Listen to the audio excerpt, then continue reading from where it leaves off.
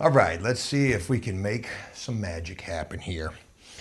I don't know if I've got an intro coming before this or if this is just where this video is going to begin at, but today I get the opportunity to reunite with Banky.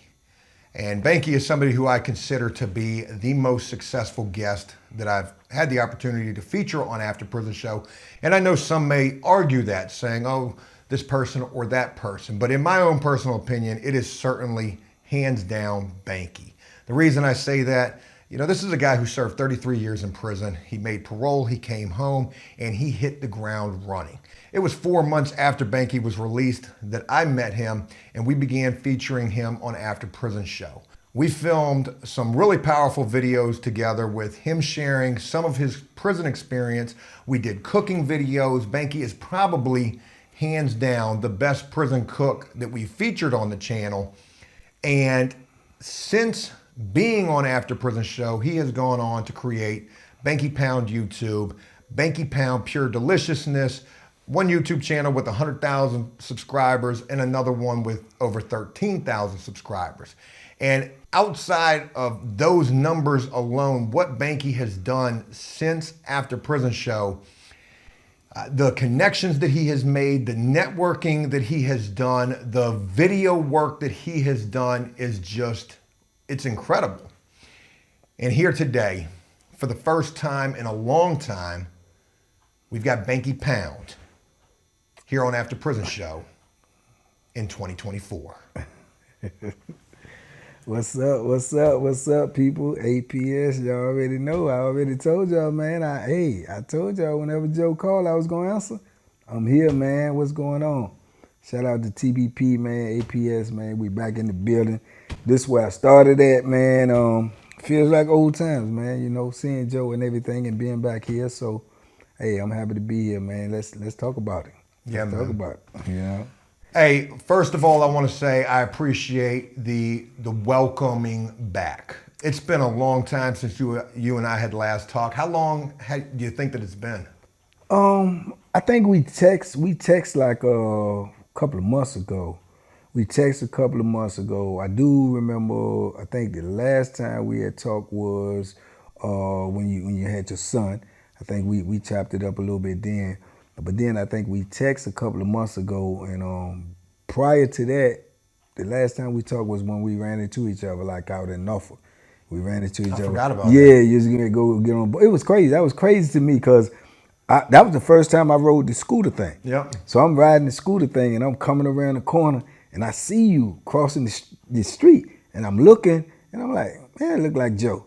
And the closer you got and the closer I got, man, it is Joe. You know what I'm saying? So, yeah, that was crazy. We chopped it up then, and I think you was going to go on a boat ride or something, and I was testing out them scooters, man, riding around there having fun, man. So that was crazy for me. That was the first time I did it, and I think I only did it like one other time when my homeboy Star came down.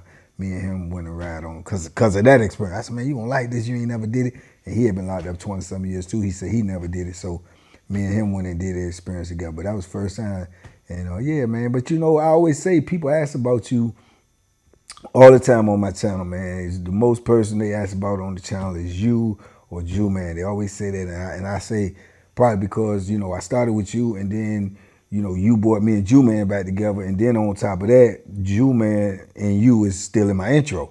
You know what I'm saying? People say, man, you need to change your intro, do this, do it. Man, I love my intro. You know what I'm saying? I keep telling them I'm not changing my intro. I like my intro. So people always ask, man. I always say, the same thing. I said, man, if it weren't for Joe, man, y'all might not even know me. So, why would I not like Joe? You know what I'm saying? I do believe 100%. I will say all the way, 100%. I may not have been doing this had you not reached out to me to do a video. Because I didn't know I could do it. So I didn't know, that it was even possible. So in doing the videos with you, it just, opened my brain up like, hey, man. And then people started reaching back out to me. And it was like, man, people like this, you know what I'm saying? Or people listening to what I got to say. And, more so, too, I felt like it was therapeutic, man, because all that stuff you got in your brain, all that, the things you went through, and you ain't really got no outlet. It ain't like you be sitting up in prison and you gonna be like, hey man, you know this crazy, ain't it? Man, nobody care. You going through the same thing. Same dog bit you, bit me. So I won't hurt your problems. So I think then when you get out, man, if you can survive and you get out and you come from up under all of that, man, you still got all these demons in your head. I don't know, out here they call it PTSD or whatever, but you know, in reality, it's just you just got all these memories and these demons in your head, and you ain't got nowhere to get it out, and don't nobody care.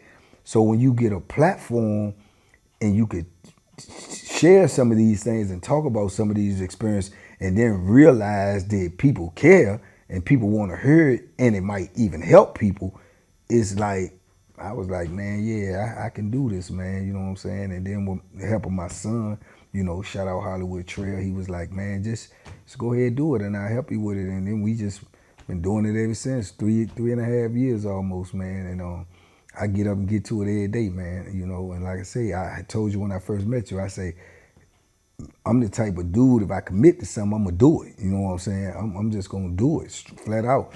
And once I started, man, and I remember when when I first started, I remember I made my first video.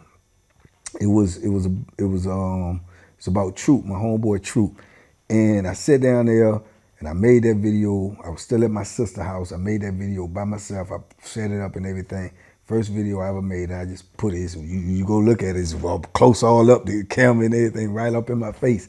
So I did the video, and when I finished doing it and I sent it to him, I was like, man, I'm gonna see how this gonna go.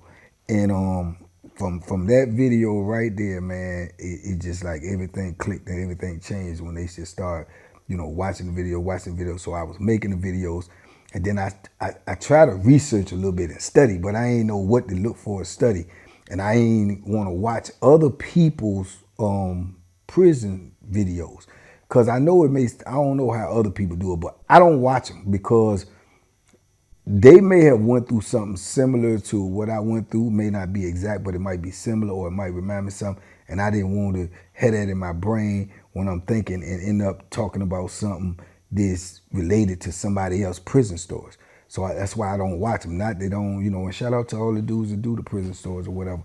But I don't think I may not have watched 5 whole videos of people telling prison stories, just because I don't want it to be confused with the things that I already got in my brain. And the reason why I'm able to remember all of these things is because I don't know if it's a gift or a curse, but I just got a good memory. Everybody who ever been locked up with me, all the dudes that's out right now, they'll tell you now, they'll call me when they say, hey, Banky, you remember such. And if I don't get it right there, I think about it, it won't leave my brain. And then later on, it'll pop in my head, you know, and I remember. So I don't know. And I remember a lot of things that I don't want to remember, but I ain't got no choice because it's in my brain. So to be able to get it out is different. But my son, when I first started studying, I was like, hey man, I seen this dude on there. And he, at the time, I think I had like 30,000 subscribers. And he was like, he had like 34, 35. And he was saying he was making $8,000, $10,000 a month. I won't make it nowhere near that. I said, man, he lying. Because I'm looking at the thing, I'm like, he lying. So I called my son. I said, man, how this dude got, because I'm thinking it go by the subscribers. So I'm saying, how this dude got 34,000 subscribers, 35, whatever it is. I got 30. He said he making this amount of money and I'm making this amount of money. And he just said simple. He said, you put out 2 videos a week. He put out videos every day. From that day forward, I made a video every day. If you look at the whole time that I've been doing, if I missed a day or 2 in a row, it was some family related. Other than that, I'd have made a video every day. I got over 2,000 some videos in the amount of time. So that's my drive. I just need to know the how. If you show me how, then I'll do it. You know what I'm saying? And it took a lot of time on my days, sacrifice things I couldn't do or whatever, but I was building something, so I just did it. From that day he told me that, I did it. You know what I'm saying? I said, oh, okay, well then I'm about to make a video every day. And I started making videos every day, man. But, you know, it's to the point now, like I say, I had a lot of opportunities. that came our way because of you know, my stories in the YouTube and stuff. So I feel blessed with that, man. I feel blessed with that, to be able to meet some of the people I was able to meet, connect with some of the people I was able to connect to, people that I wouldn't even thought that I would never, you know, have a chance to meet in my life, has come because of doing this, man. So yeah, man, I'm gonna do it until they tell me I can't do it no more. You know? Banky, you literally just went for like 10 minutes straight right there. Yeah, they tell me I talk a lot. Yo, man, there's so much that I can say in relation. I mean, shit, where do I even begin? All right, let me try to fill in or respond to some of what you shared with us right there. You know, you said that one of the last times that we talked was when my son was born. My son's 18 months old now. And then it was even prior to that when I saw you when you were riding the scooter. So it's probably been like 2 years since we last really had talked. Yeah. You know, we've texted sporadically. But so much has happened with you and your own journey, finding your lane here on YouTube, sharing your experience, what you share about it being therapeutic for you, where you wouldn't be able to share that otherwise, and you've got an outlet and a platform to be able to do that, is a really powerful thing that I think helps a lot of other people who do this as well. You mentioned that you don't watch any other prison YouTube. It's funny because I was like that for a long time too. I didn't want to see what they were doing because I didn't want to get that in my mind that I might take an idea that they have, and I damn sure didn't want to see if they were copying me. Now I watch a lot of prison YouTube because I want to see what guys are doing and how creative this thing has really become. And it's gotten just insane with what people are putting out there. And I want to go back to what you said about when we first started working together. You know, it was someone really close to you who had sent me an email and said, hey, you need to meet Banky. You know, he just did 33 years in prison, and I will never forget coming to where you were that very first day that I met you. And I asked you point blank, I was like, hey, just tell me something about your prison experience. And the first story you told me, you were going in, man, you were amped up about that shit. And I was like, oh yeah, we're gonna do something right here. I remember you was like, when I first sat down, right, and it was kind of, it's like this, you got all these cameras, and I had never been in that situation before, you know, where all these cameras pointing at me and stuff, and you was like, man, just go ahead, and you know what I'm saying, and I was telling you, that's one of the best advices you ever gave me, man, when you know what I'm saying, when you said it first, and you said, just go ahead and talk, and I'll stop you whenever, you know, just talk about something. And I started out, I was like, I didn't know what to do at first. So I was like, yo, my name is such, and I said my name. You was like, hold on. You know what I'm saying? He said, what, I call you Banky. What everybody else? I said, call me Banky. He said, would you use that name? And I was like, why is that? And you was like, well, if you tell them your name and this thing goes here, though, there, people be, you know, they'll get at your family. They'll, you know, so boom, I went with the Banky. And then coincidentally, like later on when it started getting more popular, I guess people was trying to Google me, and everybody kept on saying I was this other dude. What is it? Xavier Golden Tate. Yeah, they still think that this dude who was who had some horrible charges, who also made parole at the same time that you made parole. That is not who Banky is. You know, that has died out tremendously. But there was a point in time where people thought that that's who you were because this dude did similar amount of time that you did, and also got parole around the time that you did because when you made parole, Virginia was paroling a lot of people. You know, I want to find this guy. This what was so crazy when we first heard about it. You know, and I asked you, and you kept saying I can't even find a picture of the guy. I can't find a picture. So that's crazy to me that a lot of people can find the information to know his name or whatever, but can't nobody find a picture. And you never knew him. I never knew him. Never ran across him. Because probably he wasn't going by his name. He probably had another name in prison. But it's nobody that I know, and I know a lot of people from all over the system, from different like areas, like in Virginia. There's nobody that I know say he from Roanoke. Nobody that I know from Roanoke know exactly who that is.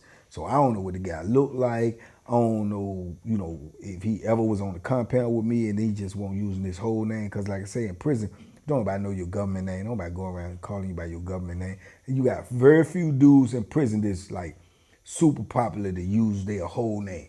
Like Stacey Perry or Dexter Perry or, you know, you got a few of them like that. But if you don't go in prison by your whole name, ain't nobody going around calling your government name. Only people call your government name is the police, the COs. Yeah. You know. Well, it was interesting about him because when, you know, people were trying to say that that was who you were, which, you know, again, that's not. Right.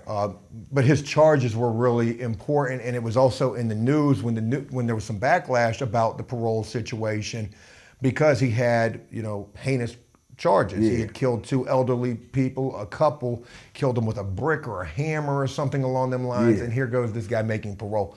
You know, if we could ever find this guy and feature him some kind of way, it would never happen. Yeah. Because obviously he got out and, you know, I don't know if he's locked back up again. That's something to look into. But, you know, he probably ain't going to have too much of a social media presence given the fact that his story was a big part of the news and the controversy. And I'm quite sure that, like, if people are saying that to me, I'm quite sure wherever he at, whoever he is, somebody has told him, man, people think the dude Banky is you. You know what I'm saying? So he probably like, good. Yeah, no you know what I'm saying?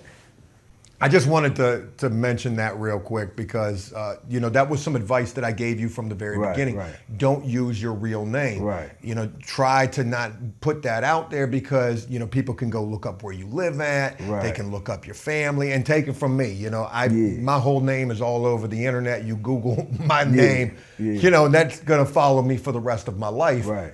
But it was just a lesson that I learned that I tried to tell you to avoid doing. Right. But, you know, you mentioned since becoming successful and, you know, gaining so much notoriety that people are still able to find, you know, your family and get in contact with them. There is. And one of the things that, like, was really crazy to me, like, you know, cause I feel in no way, shape, form, or fashion that I'm famous.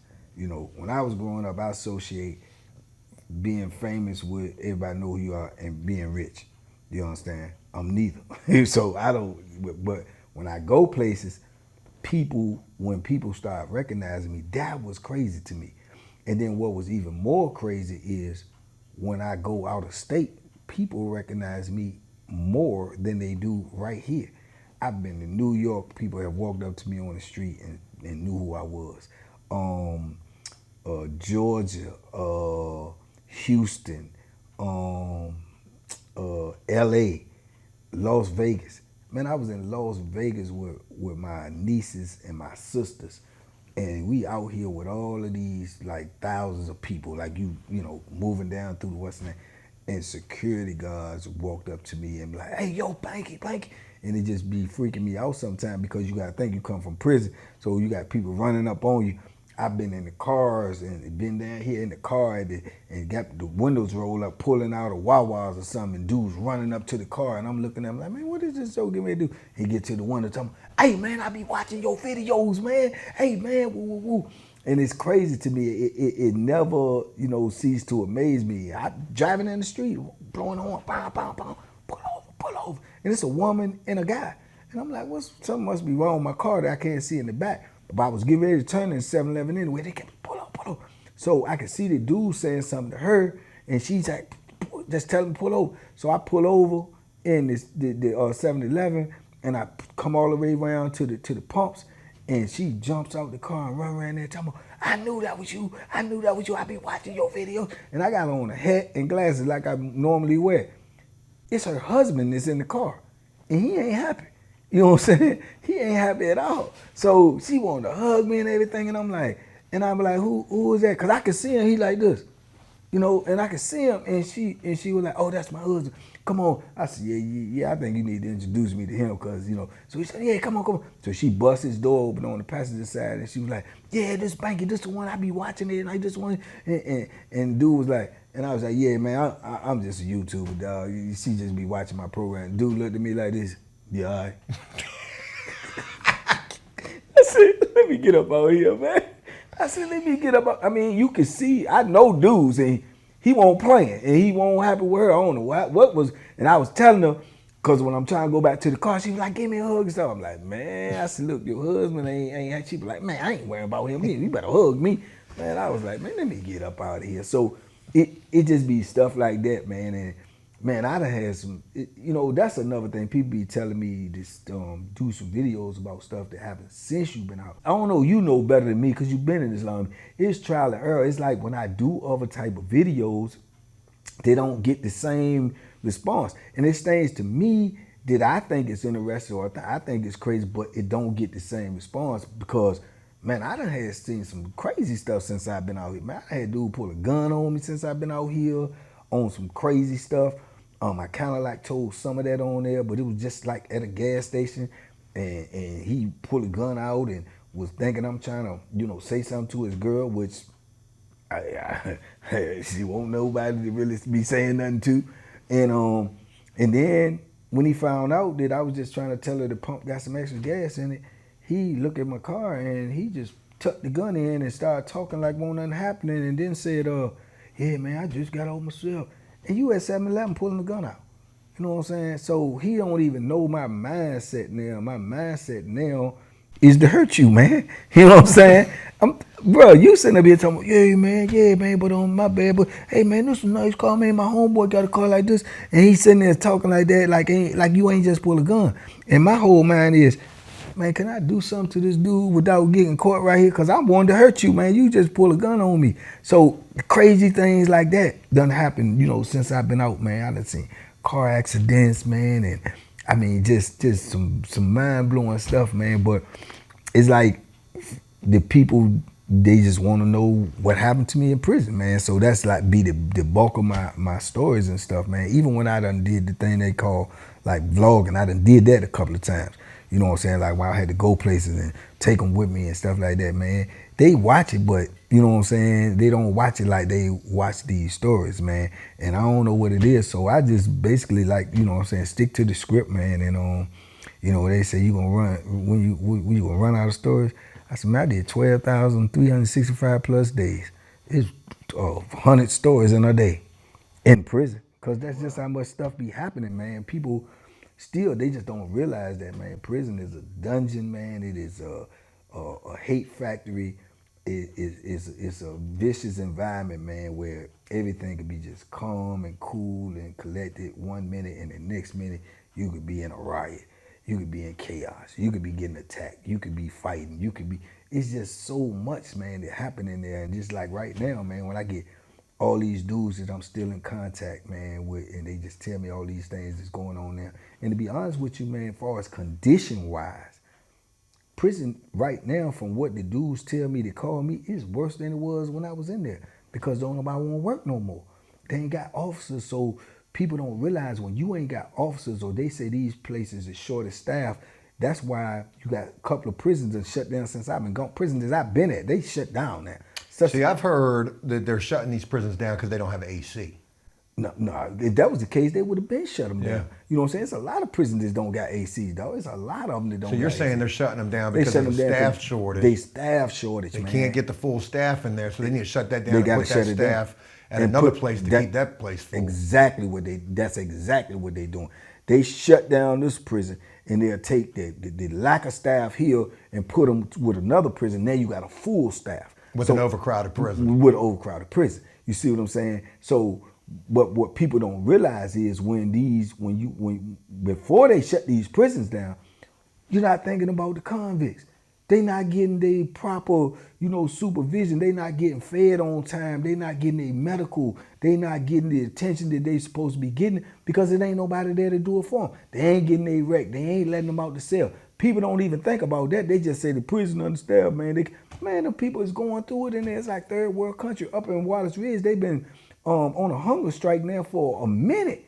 They protesting up there. You got dudes up there that's ready to die, man, because they willing to put their life on the line, the hunger strike, to show how, bad they being treated in there, man. You might man, I done been on compounds, man, where I got breakfast, man. Breakfast. I done got breakfast at 3 in the evening. I done been on compounds, I get breakfast at 3 in the evening, and it's a bag breakfast. A boiled egg, some stale bread, and some milk, and then get lunch at 7, 8 at night. You know what I'm saying? Then get your last bag dinner. They probably come around 2 in the morning. I done been in places like that. So I can imagine what it's like when you ain't got that staff, man. You know what I'm saying? But these, regardless of what anybody want to say, man, these human lives, man, you know what I'm saying? And I still be feeling the effects of that, man, because I know that I ain't had to be out here, and I know I was in there, and I know I went through a lot of that stuff. You know what I'm saying? It's just like I told you, I was with Jew Man and his brother yesterday, and just the Ping man, shout out to Ping man, he was sitting right here in this chair, and he said, And that's Jew Man's brother. that's Jew Man brother, Ping. All of us did time together. All us at Augusta back in the day in our early 20s, man. You know, locked up in the penitentiary, facing God knows how much time and God knows what's gonna happen tomorrow. And I can remember, man, Ping sat right in this chair and he was talking to my brother Dixon on the phone, and he literally, man, started crying, man, because he was talking about the incident when we was all in the hole together back then, and he said, man, he seen the people run in on Jew Man, and they, you know, beat Jew Man up and chain him down and everything. And he said, man, and I know that feeling, dog, to look out through that window and see somebody, a couple of people, man, officers beating your brother, and you can't do nothing, dog. And he said, man, he said, man, I feel so helpless. And you know, and I've been in that position. You know, I done seen them drag Dixon out the cell, and I'm kicking and banging on the door, and I can't do nothing. And just imagine, people don't understand, man, these things that we go through in there. And man, he just sit there and he could hear Jew Man when Jew Man was in the cell, just hollering and telling them, man, they got me chained down, bro. They ain't even let me use the bathroom, bro. I don't know, they coming back every couple of hours, bro. And I done been chained down. You on a steel slab with 4-point restraints with your hands chained like this on each side and your feet chained on each side, and you laying down there buck naked, no sheets, no blanket, no nothing, and you laying on straight steel, dog. So I know, and he was telling that, and he talking on the phone to Dixon right there, and he lifted his glasses up, man, he was crying because he can remember that feeling. You know what I'm saying? And that's a good thing that you can remember those feelings, because when you start to forget those feelings, then you start slipping, and then you start taking chances out here or doing things that you know you ain't got no business doing. You know what I'm saying? But when you can remember those things, like people always say, man, forget about the bad stuff, man. Just think, now you got to remember some of that stuff, because some of that stuff will keep you safe. Some of that stuff will keep you grounded, man, because, bro, I'm going to tell you, man, dudes went through some stuff in there, man, that you know, if you got any type of drive in your life, man, that's supposed to be your drive to let you know, that's what drive me. That's why I be pushing these stories out here, because for real, I push these stories out here for these young people to get it, man. Because I be saying, you out here messing with these guns, you messing with these gangs, you messing with these drugs, you messing with all this stuff, and you thinking it's gravy right now. Bro, when you get on that other side, man, you get on that other side, can't nobody help you, man. Not your mama, not your dad, and nobody, man. You stuck, you know. And I want that message. That's what I be pushing for, man. As we're filming this, you're giving me so much that we could just literally make a video about so much of these things individually that you've been mentioning. But I want to keep this about the reunion between you and me. Man.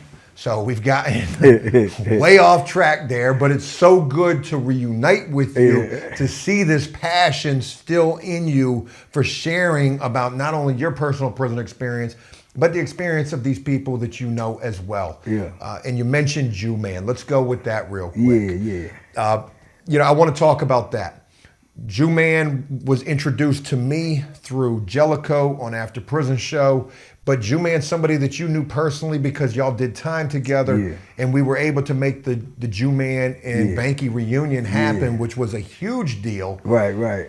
And now it's you who are in contact with Jew Man. Jew Man don't want nothing to do with Joe right this second. He's mad at Joe because of the Jellicoe situation. Me and Jellicoe are good. Right. And you've been trying to reunite Jew Man with me. Yeah, we're going to make that happen, man. I think that's just, that's a life circle, man. You know what I'm saying? You reunited me and him after so many years. So now I'm like, man, now I got to reunite, Jew Man and Joe, man. And a lot of times, man, a lot of things could be solved, man, with just conversation, man. Yeah. You know what I'm saying? And then, when you're dealing with men, you always going to be dealing with the ego. You know what I'm saying? But a lot of things, man, can be solved with conversation. And I learned that through doing time, man. Like I say, I never, I know I just know how things work.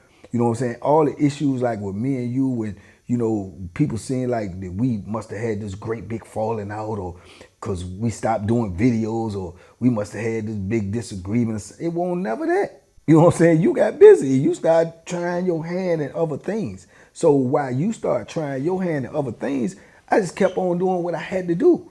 You know what I'm saying? But I ain't never have an issue with you. I don't think we no, I'm 100% sure we ain't never had an argument. You know what I'm saying? You just went and started doing your own things. I felt like it could have been handled different. I felt like same thing I'm saying there, communication. I felt like if you would have told me, look, I need to go do this or I'm doing this or woo, woo, woo. But it seemed like we just, boom, you just went your way and I went my way and it came out of the blue. If it ever was an issue, that was the only issue. Other than that, man, I never said one bad thing about you. I never always wish you well. Like I say, I understand life, man, and how things go for the most part. I don't know everything about life, but I understand enough. Whereas I don't be worrying about stuff that I can't change, and it ain't gonna do me no good. You know what I'm saying? But I know for a fact, if I wouldn't have never met you, period, and did After Prison Show, I wouldn't be doing this. I probably would have been cutting hell, you know what I'm saying, and trying my best to get to the point where I could open my own barbershop and open a gym and teaching boxing and stuff. You know what I'm saying? Which the boxing thing ain't gonna never leave about me. That's still what I want to do, work with kids with this boxing thing. But I think I use this as a platform to probably get to that one day. But I love going speaking in the schools. I love going speaking in them colleges, man, and high schools and detention centers, you know, because I can see these young dudes listening to me. And just to know that somebody listening to you, man, yeah. And so yeah, but I think y'all have a conversation, man. I don't think it'll be that difficult, man. But I think, yeah, y'all just need to have a conversation. But I knew you was doing a lot of other things, man. I knew. Well, let me jump in here real quick. You know, I wish, yeah, I did start doing a lot of things, the flip houses, the painting business, just all these other businesses that obviously they didn't work out. And I find myself going back to YouTube because I felt like that was the only thing I was ever really good at. I was horrible in business, but I knew that I brought something to the table in terms of creating content. I wish during that time when, you know, we did go our separate ways, which again, no falling out there. It just, that's how it happened. I wish you would have been like, man, get your head out of your ass and focus on this shit because, man, we could do some big things. Right. My wife tells me, she's like, I always take the hardest possible route to get to where I need to go to. I got to go through everything the hard way. But regardless, we get this opportunity to reunite after so long. You were just mentioning these speaking opportunities and events that you've done. I want to save that. I don't want to go any further with that in this video because I want to do a video all about you after Prison Show and so much that you have accomplished, so many people that you have met, so many connections that you have made. That's a whole video for itself. I want to get to a point where we can wrap this thing up. And I'm going to leave you with a talking point right here. It is so crazy to me to be reconnected with you after probably 2+ years. This is the first time that we're filming together in that amount of time. And I remember the very beginning when we would be at these locations filming these videos with cameras set up and you would sit down and the way that you would open up, it would take a while for you to open up. It took a little bit for you to warm up to the idea of sharing your experience on video. When I first met you and we talked about it and I said, hey, tell me a prison story. And you were animated and I could see what could come out of you. It's crazy for me to see you now because you got no problem. You can talk, you got a lot of things to say and a lot of things to share and a lot of things that should be heard.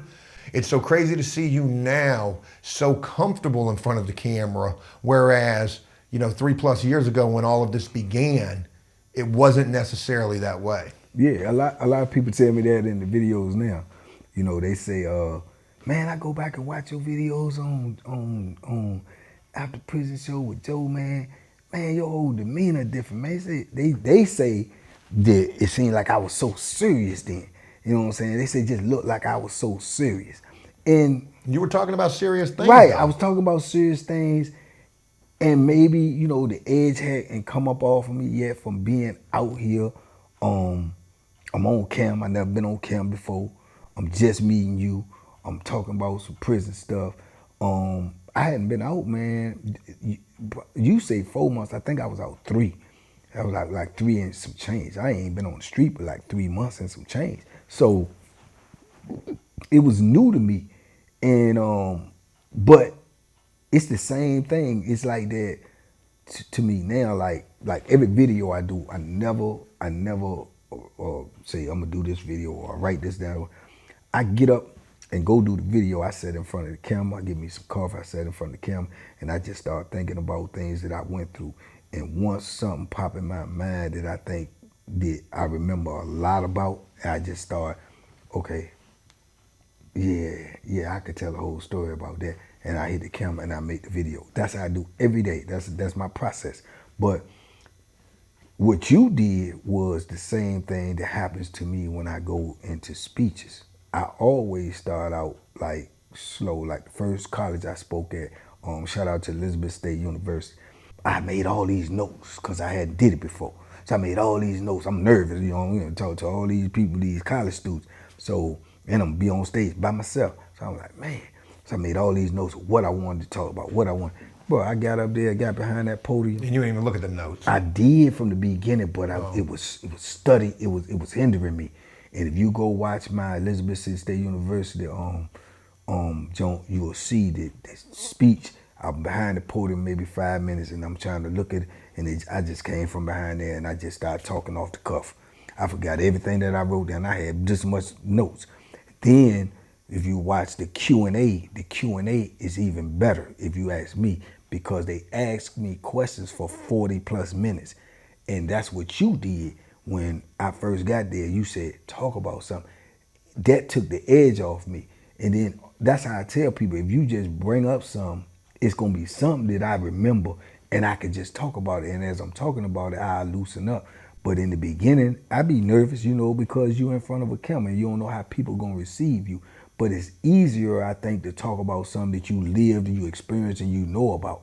So once you did that, whether you know it or not, you made it so that it was easy for me to talk about something. Because if you can remember when we was doing most of our videos, it was just like this. You would really just say something, and then if you wanted me to elaborate on something, you would say, well, what about that part? And I just go, because you already put the more or less debate out there for me to talk about this. And once you say something and it spark a memory, it's easy for me to talk about, because like I say, 100 things happen in prison in a day. So I think that's what made our videos go so well, man. It's like I say, you won't like directing or nothing, but you was observing and you knew the right questions to ask, and that just made me just talk.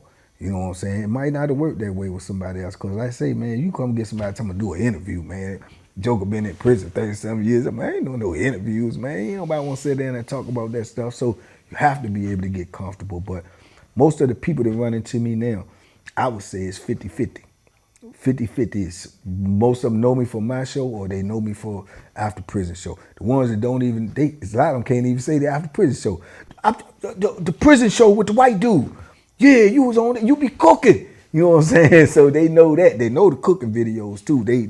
A lot of people know me from the cooking videos. You know what I'm saying? I just told them on my channel the other day, I just went to Harrison Teeter grocery store to get some fruit. Harrison Teeter? Harrison Teeter. Grocery store, give me some fruit.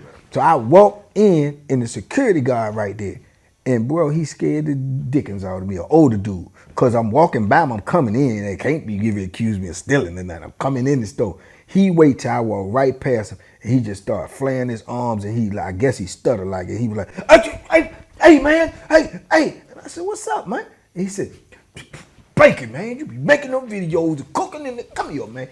And that grown man straight pulled me all up on, man, I look around, these people looking, they looking at me, I'm embarrassed. He was like, man, I be, keep on telling them what's going on out there, bro. They need that, man. They need that, man. And cook some more food. You know, I'm like, man, all right, bro. Yeah, I went on and they just walk around like people are looking at me now like, who is this joker? You know what I'm saying? But he was the security guard. And he an older dude. So it'd be people that you don't even think that'll watch this stuff, man. You know what I'm saying? Older white lady got me like that before at not that Harrison Teeter, the other Harrison Teeter. And she just as sweet as she could be. Mary Ann Trivette, salute to you. She was a retired school teacher. She old, and she told me, she walked out, and I walked in the store, she was coming out, and this is exactly how she said it, no pun intended. She was like, Banky Pow. I said, yeah. Well, me and my husband watch you, and it's just a pleasure to. What are you doing at Harrison Teeter? And I was like, I'm just getting some groceries. She was like, well, you are fine, sir, and we watch you. We don't even watch a lot of that stuff, but we watch Banky Pound. Can I take a picture with you? I said, yeah. She took a picture with me and said she was gonna show it to her husband. And then, she connected with me. I text her sometime on Instagram. They retired and they go to rugby games. They love rugby. And they was like, Banky Pound, we got to take you to a rugby game. I said, I ain't never been. I'll go with y'all. You know what I'm saying? But the way she said my name, man, is just, it's a good feeling, man. Like I say, just that people, get something out of this, man. But I never forget her, man. She was like, Banky Pound. And I was like, yeah. You know what I'm saying? So it's a good thing, man. But like I said, they going to know me from being with you, or either they going to know me from mine. But the fact that they just know me, man, and it's for something that's positive, I'm cool with it. You know what I'm saying? Super cool with it. And look, that's what you used to always say too. That's my favorite Joe line. He said, well, I don't want to make this like super long. You remember I still say that. You said that all the time. Man, I think you might have said that in every video we did. It was like, all right, we're going to wrap this up because I don't want to make this like super long. And you got to do me being so serious because that's what everybody say. Yeah. You're a perfectionist, Joe, and all this other crazy shit. Yeah. Look, I don't want to make this super long. Let's go ahead and wrap this thing up, man. It's a pleasure getting a chance to reconnect with you, reunite with you. Sure. And I want to do a lot of things with you to help you with your channel, get you back rocking with us on After Prison Show. Let's get it. And I'm looking forward to doing that, man. I ain't never left After Prison Show. I just was gone. I never left, man. I told y'all that. Y'all ain't believe me, did it? Hey, believe me, man. Me neither, right? Yeah. Back like we never left. Absolutely. It's a pleasure, man. Salute. And look forward to see what else we can do. Let's do it, man. Y'all TBP, man. Y'all go support After Prison Show, man. I'm back on here. Never left. Just was on vacation. So, man, y'all know what it is. We trying to grow, man. We feeding the positive, starve the negative, man. I'm back with the GOAT, man. That's the GOAT. I told y'all he the GOAT now. Y'all think it's a joke, man. Everybody been doing this thing like Joe, man. So we here. Man, y'all be safe, be smart, make good decisions, man. We out here, man. Look for more stuff coming, man. Joe and Bank, back on the road again, Joe. I like that. Back on the road, man. Yeah, let's get it, man. TBP stand up. Y'all know what it is. If you ain't supporting, you ain't important. Let's go. Peace.